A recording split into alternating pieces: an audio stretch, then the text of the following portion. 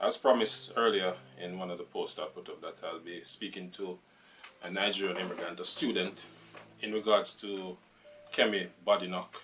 That's the pronunciation. Yes, Badenoch. Badenoch. And pretty much she is the conservative leader. She's the leader of the Conservative Party, which is the opposition party here in Britain, in England. Basically, I'm going to just go straight ahead and say I think she is somewhat of, not in a disrespectful way, I think she's somewhat of a, what we call in the Caribbean, a Uncle Tom, or probably should I say Auntie Tom, in terms of, you know, her approach. And I do understand why she's doing it. And it's, to me, it's still bad. It doesn't matter why she's doing it. It just looks very bad. So pretty much, I've been following, not so much, I'm not a politically inclined person, but I've been following based on the news and everything. I've come across articles with her, and pretty much some of the backlash she's been getting from the Nigerians in particular. Because you know at this moment, Nigerians are make up probably, I would say, let me just be safe, I didn't do no research on this, probably about 50% of the immigrants coming into Britain at this moment through the school program or the university program. You know, so of course she's Nigerian descent as well. So of course Nigerians going to lash on to this present movement with her and what she's been doing since 2024. You know, so I'd love to speak to Yaya, which is a student, as I said before, that came here through this university program and pretty much has quite a bit to say, you know, just to the public at large, as to our feelings towards Kemi, and also just explaining the program, the university program, you know. So that's what we'll be talking about in this video in particular, you know, something different. So you really want to watch it to the end to see what Yaya has to say. So Yaya, just tell the viewers, the people, my followers, pretty much, why did you come to the UK? How did you come? What's the reason? All of that. You know, just a synopsis as to, you know, the whole thing. Just take them up to speed, really. Okay, first I'll introduce myself. My name is Eyaye Joan Udo, and I'm a Nigerian. I won't go all the way into my background, but I'm a Nigerian immigrant, like we'll say. Yeah. And I came in here through the postgraduate pathway, that's the university pathway. Prior to my coming here, I've been an administrator back home. I've worked for about 10 years. I had got into the peak of my career and I thought I needed a change, you know, and after so much research, England seemed like the best fit for me for so many personal reasons. And this thing I will say is that, first of all, coming to this country isn't like, if you're not coming in as an asylum seeker as some other immigrants are doing, I would say it's not a free of charge movement, migration, if I would say that, yes. Very costly. Very costly. Yeah. It's something that costs a lot of pounds. I would not say naira. Now, we know that the pound has a lot of economic power compared to the naira. But if you had to convert this naira into pounds, we're talking about close to £25,000 to be here for just 2 years. Just £25,000. Yes, at the least. That is somewhat, to me, is almost life-changing money. Yes, I mean, it is. Probably you could use in even Nigeria. Of course, definitely. To, you know, set something up, regardless of how bad the economy might be or people might think it is. I'm sure you could find something there, you know, to actually invest in, right? Yeah. So I'm just trying to let your viewers know that for students, for people who come in here through the university pathway, it's not free of charge. Yeah. It's not free, and there are conditions to your visa. First of all, as a student, you know, you are not allowed to have, what do you call these things? Like free apartments and stuff. Yeah, what is it? No government. So it's not to public funds. Yes, no you don't have access to public funds. One. I remember the exact terminology. Yes. You are not allowed free housing, like council housing or stuff and things like that. So it means that aside from paying large amounts in school fees, which is I'll call an economic asset to the UK, United Kingdom, you have to pay sometimes 6 months, 3 months rent up front before you come into the country. Some landlords will not rent to you until you've paid this much money. It's very few landlords who you will see who will say, take pay 1 month and give us a deposit. It's very, very few. So all I'm trying to say in a nutshell is it's not a free pass. Yeah, we did not as come a here, lot of people, as a lot of British people might think that they see a lot of us in the country. They think we are here to steal their resources or steal their money or take their jobs or whatever it is. It's not the case. We pay a lot of also money. You're not allowed to work as much hours, are you? Yes, you're not allowed to work full time. You can only do 20 hours, but I'm sure this is public knowledge. Hopefully, I'm putting it out there. So in a nutshell, I'm saying it's not a free pass. We spend a lot of money to come here, and not to mention the NHS fees, which we pay. It's ridiculous. I know about it. I think I paid 1,000. Is it called surcharge or something like that? NHS. Oh, it's called NHS charge. Okay. I paid £1,100 for 2 years. So let me just stop and just say this: that it would seem as though the UK government is pretty much trying to capitalize off immigration. Yes, it's a business. It's a business for the British people because think about it this way. Aside from industrialization to a certain extent that we know, what does the British really produce? Yeah. Do you understand? Really, if you look at it, and this is not to say it, I'm not saying this in a bad way, but if you are talking about you have to be real about what is, you understand? So immigration is a huge part of their economy. It's a huge part. You know, people coming through several pathways, and trust me, it is not free. And not to talk of the taxes that we pay when we do our jobs, not to talk about the NHS tax, not just coming in, but then we are entitled to a 2-year stay after our program. Now we are going to use this knowledge we've learned, put it back into the economy, look for jobs where we can fit in, and then you are taxed on these jobs heavily. And aside from being taxed, for you to get that 2 years stay, that's we call it your graduate visa, you have to pay some more money for your NHS. Okay, I don't mean to cut you, but the fact that you have actually reached there to this particular point, because I came across what inspired me wanting to do this video, apart from wanting to hear your story and how it's affecting you. I read a story of, what's her name, Kemi, saying that she wants to make it more difficult for immigrants to get their citizenship here in the UK.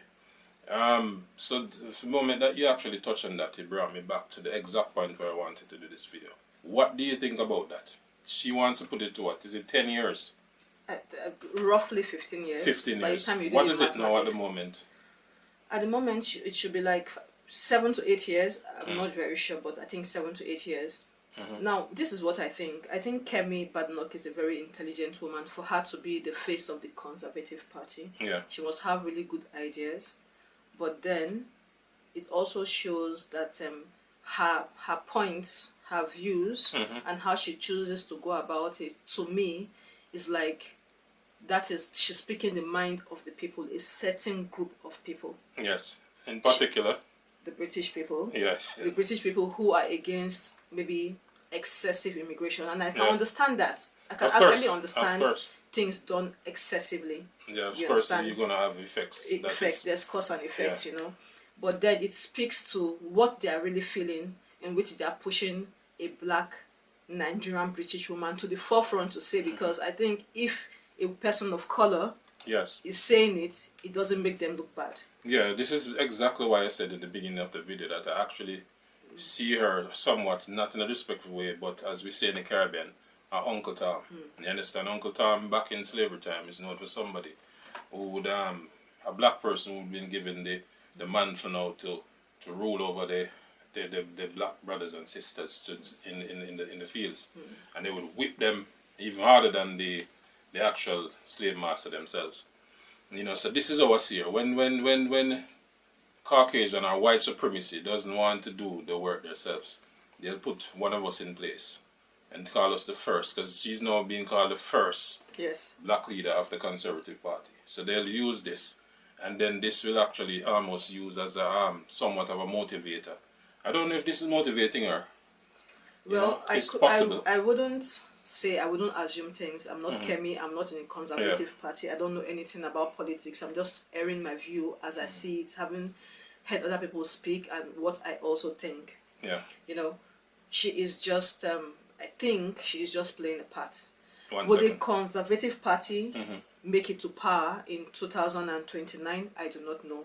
Will these views or will her agenda ever see the light of day? I do not know. Yeah. But based on what she is propagating right now, that's what we are speaking on. Yeah, so I would think that's her, what do they call it when you're actually getting prepared for election?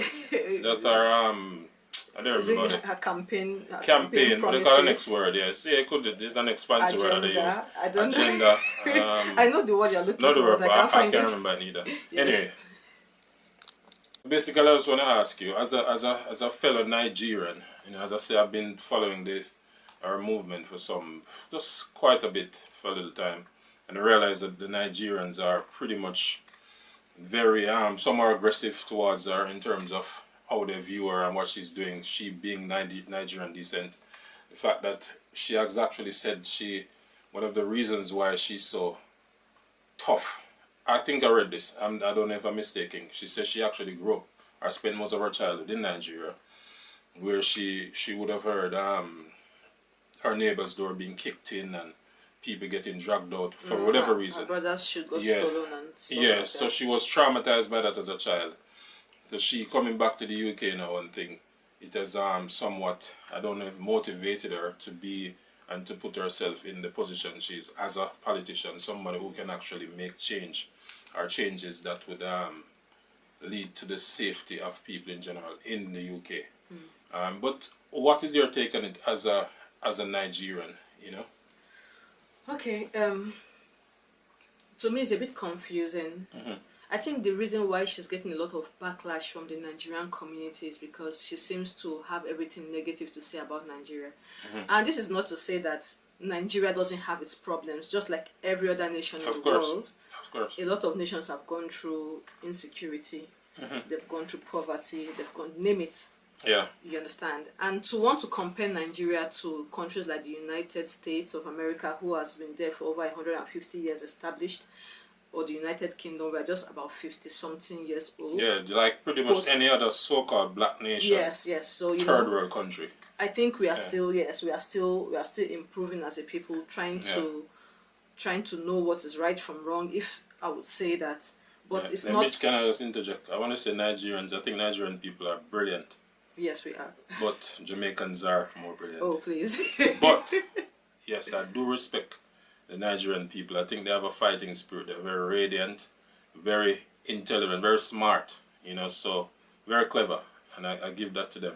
And don't forget that Jamaicans also are descent of Nigerians and Ghanaians and Gambians. The majority of people who were taken from the continent of Africa, Nigeria in particular, and those two other countries were taken to Jamaica. So true. Yeah. So like I was saying, the backlash is because she tends to want to speak so negatively about Nigeria. And we are not saying that we don't have these issues in Nigeria, but we are saying how is that relevant to her campaign here in England? Yeah. Do you understand me? Like you talk about doors being kicked down in Nigeria, how is that relevant to your campaign here in England? And how is that relevant to the reforms you want to make here in England? Okay, I'm sure her parents must have moved here from Nigeria because maybe the insecurity, maybe they had the opportunity. We don't know which and is it's which. almost understandable, whichever reason. Yes, it is, for whatever reason she chose to come. But I would not say that her coming to England was such a bad thing. Yeah. And having come to England, my question is, were things made so difficult for them to settle in? Was the situation made so unpleasant for them to settle in? Because if it was, I'm not sure she would get to where she is today. Yeah. Do you understand me? Yeah. So if you are saying we have to spend 15 years on this journey to become British citizens, to me it doesn't make a whole lot of sense. It's a bit harsh. Yes, already, I'm not going to speak again for asylum seekers, people who come in through the boats and illegally. I'm going to talk about... Yeah, we're not about that, to be honest. Yes, we're about people who are here legally. And are meaningful. Paid a lot of money to come here, who the British government opened the doors. We didn't just fly lawfully. You know, unlawfully into the. Yeah. We are giving visas, we are giving conditions to our visas. We are made to Mm-hmm. pay lots of money to come here, which I think has assisted the economy. Definitely. So definitely. So Definitely. for those who are here legally, who pay lots of taxes, you know, who spend a lot of money to send their children here through education, we pay through our nose and through our teeth. I think it's going to be unfair to tell us to give us all these conditions. You have to earn within a certain bracket, where we know that sometimes even to get jobs within that pay bracket is difficult. No matter Very how, difficult. it's very difficult. You know, sometimes they want to keep you down. The fees are ridiculous. I Yes, believe. they are. They're ridiculous Yeah. because it's not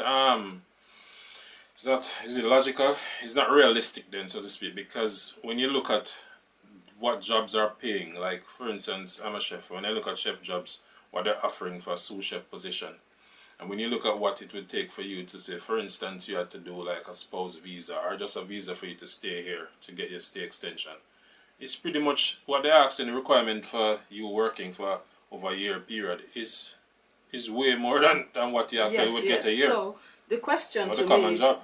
if it was made that difficult for her and her family, how did she manage to get to this point? That's what I'm saying. So- Yeah, exactly. So I think that there should be Exactly. considerations. There should be considerations on migrants. Again, I understand wanting to clamp down on illegal migration because it attracts the unwanted people into the society. It course. brings the creeps of the society in.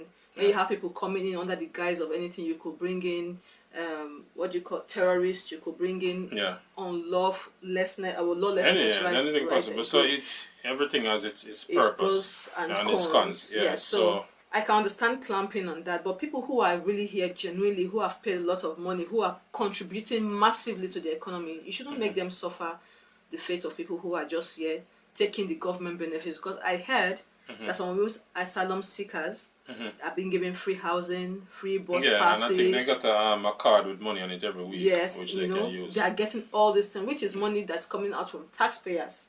Yes, which you get taxed ridiculously. We who are also legal migrants are contributing to, like, seriously, I know how much goes out of my paycheck, and I work sometimes 50, 60 hours. My back is hurting most of the time. I do not have a life because I have to keep working to meet up the standards that the immigration laws have kept in place.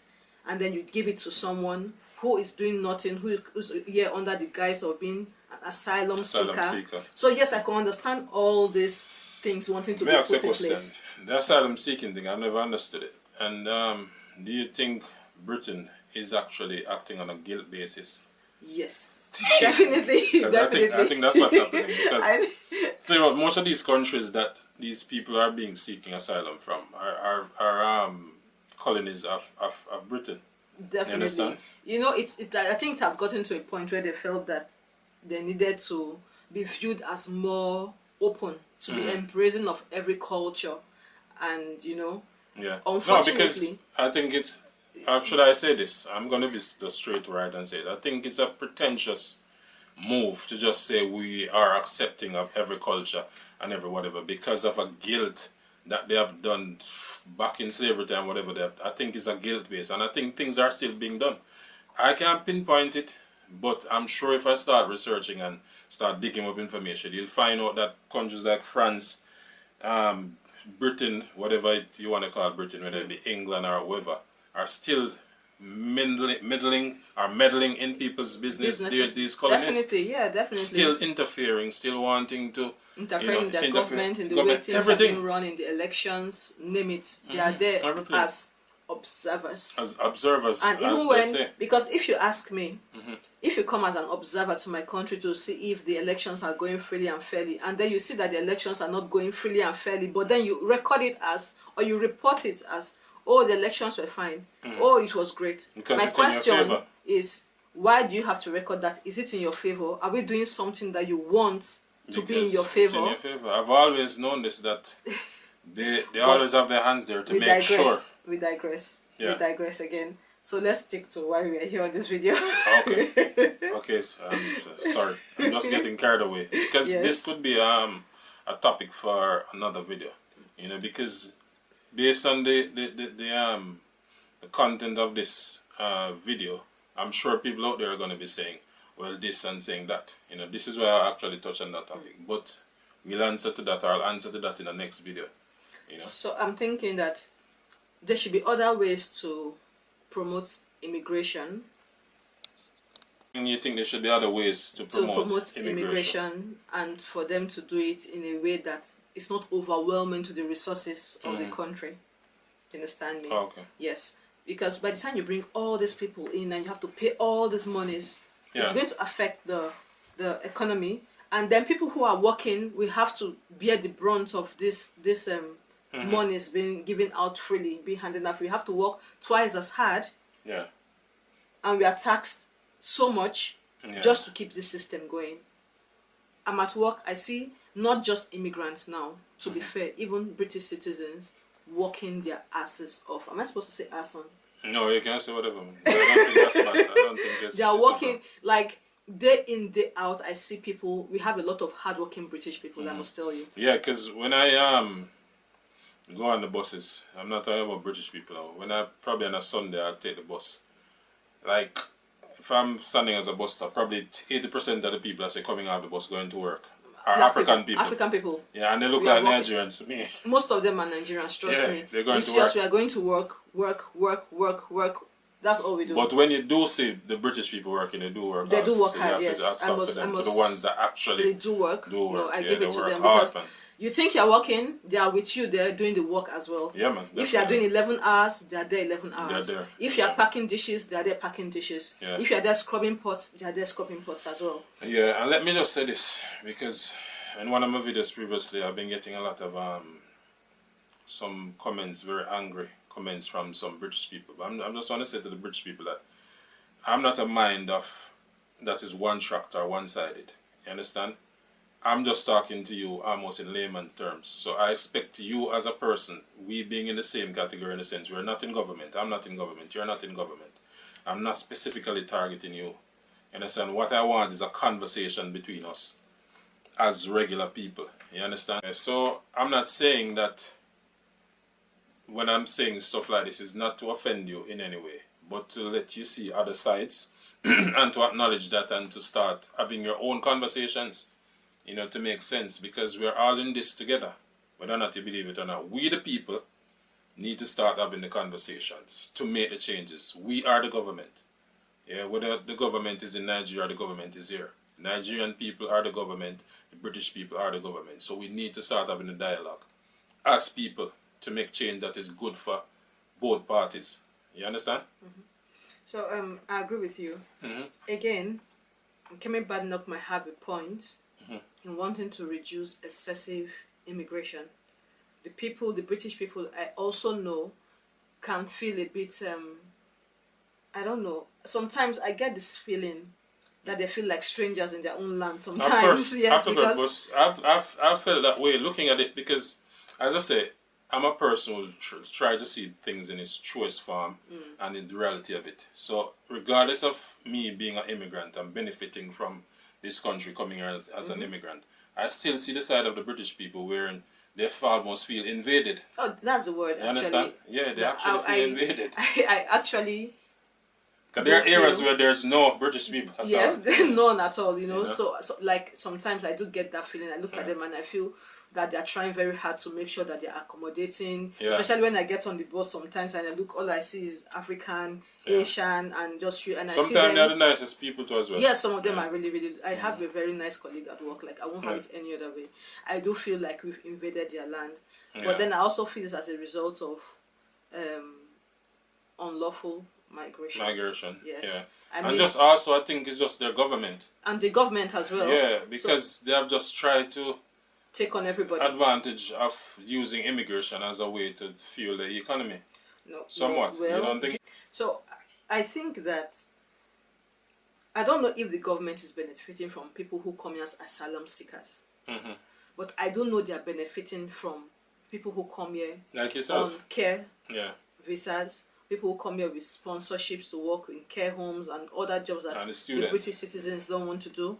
And then students, I think they are doing because we pay lots. You don't want, it's ridiculous the amount of money we pay to come here. Give an example. How much? Did you actually mention how much it might cost as a student? Okay, as a student, my fees was about £15,500 first of all, and then That's it. yes, That's all you paid. no, that's not all I paid. Oh, no, okay. And then I paid NHS fees, which was about £1,100 or more. I can't even remember. Then I paid housing, which was close to, I was paying 650 in 3 places. That's about. Just go, have you used the NHS? Yes, I've used it once. Okay, I've and used it was once. alright? That's all I can say. Okay. Let's not get into that. It's not about NHS. So. You know, and then I paid about 1,900 in accommodation. You know, then we talk about the air flights, which I use British Airways, which of course goes into the British economy. That was about what, £800, £900? As at the time I came, it was about £900 one way. So if you put these monies together, it's a whole lot of money. Do the maths, people. Do the maths. It's a whole lot. And that is just me. Now think of people who come with their spouses, who come with 1 or 2 children. Double or multiply these amounts by 4. I'm not talking about the school fees now. We're talking about the NHS fees. We're talking about the... Don't forget about the visa fees. We won't even go there. Yeah. Talk about the visa fees. Talk about the air flights. Talk about the accommodation. How much you have to pay in deposits. It's crazy. It's a lot of money. It's a lot of money. So... definitely, you can see where in the government or this economy is definitely profiting from that. I would like to say something. So, I would like to add something to show you how much immigration impacts the economy here. Yeah. Last year, 2024, because I became a student ambassador in my school, and we usually help to welcome new students, help in registration programs and all of that. And because the Nigerian economy took a nosedive, we didn't have as much students coming in January of 2024 as opposed to the previous years. Yeah. And do you know that because of that reason, some lecturers were let off because they couldn't afford to pay lecturers? Oh, so it relies heavily. Yes, it relies not heavily. just on immigration, but the one in particular that you came through, the program that you actually... They couldn't afford, they had to let some lecturers go, and we had just gotten a new school building because there was an influx in 2023. Of Nigerians coming. So not just Nigerians, we have Indians, name it. Oh, okay. So we had an influx. Yeah, there's a lot of Indian students as well. So they got a new building, trying to make it more state of the art and everything, which I do appreciate. But then, because Nigerians made up the bulk of people who came in through the school program in January of 2024, when a lot of people couldn't afford to come because the economy in Nigeria went so low, it almost collapsed. We didn't have a lot of students coming, and the difference was clear. So just to say that when they talk about immigration, they should realize that before they choose on clamping down on immigration, they should find alternative means of improving their economy before they cut the one pathway in which the view actually used to boost this economy. That's my point. That's a good point. So we'll leave that out there. We'll leave it here. I don't want to put the video, make the video too long. You know, actually now I want you to digest everything that's been said. You know, from an immigrant, a student, you know, who has actually come through the student program from Nigeria. Just to give you an insight from just to give you an insight as to you know, somebody who's actually walking the walk, so to speak. So I hope you find this video informative. I hope it actually shows you a different perspective. You know, and I hope you, the British people as well, will get a better understanding of, you know, what's happening in the country in terms of the immigration and how much Britain or England impacts the economy and everything. And as we said, we have also mentioned the fact that there are defaults, there are the downside to this, you understand, being realistic, you know, so it's not a one-sided thing. But anyway, if you want part 2 of this conversation, just let me know in the comments below. And of course, I'd be inclined or obliged to make a next video. So thanks for watching as usual, and as I say all the time, just live in love, treat people like you wanted to be treated, love and honor people, respect, yeah. And, very bad of me, let me just say thanks to EIA for making a presence felt on my program, on my channel. You're very much welcome. Yeah, and if you want to see her again, people, just say the word. You know, I'm here to give you what your request is. If it's within context, give thanks. Yeah? Bye. Respect.